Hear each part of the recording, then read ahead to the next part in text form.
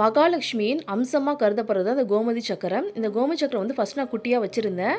அதை வந்து இப்போ குபேர பானையில் போட்டதுனால இந்த கோமதி சக்கரம் வாங்கியிருக்கேன். இது வந்து ராஜ கோமதி சக்கரம். இதை விட பெருசாக இருக்கிறது பார்த்தீங்கன்னா மகாராஜா கோமதி சக்கரம்னு இருக்குது. இது வந்து நான் 2 எண்ணிக்கை வாங்கியிருக்கேன். இது எண்ணிக்கையெல்லாம் கிடையாது. நீங்கள் எத்தனை வேணாலும் வச்சு வழிபாடு செய்யலாம். உங்களுக்கு எத்தனை எண்ணிக்கை வேணுமோ அத்தனை எண்ணிக்கை வச்சு வழிபாடு பண்ணலாம்.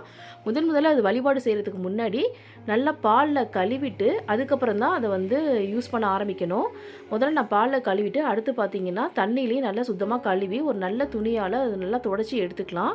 நெக்ஸ்ட்டு பார்த்தீங்கன்னா அதில் மஞ்சள் குங்குமம் வச்சுக்கலாம். மஞ்சள் குங்குமம் வைக்கும்போது அந்த சுழி வந்து மறையக்கூடாது, அது மாதிரி வைக்கணும்.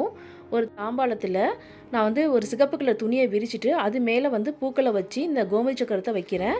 இதை வந்து பூக்கள் கூட அந்த வந்து சுழியை மறைக்காத மாதிரி வைக்கணும். அதுதான் ரொம்ப முக்கியம். இதை வச்சு வழிபாடு செய்யும்போது நம்ம வீட்டில் மகாலட்சுமியோட அம்சம் நிறைஞ்சிருக்கும் அப்படிங்கிறது ஐதீகம். கண்டிப்பாக ட்ரை பண்ணி பாருங்கள். தேங்க்யூ.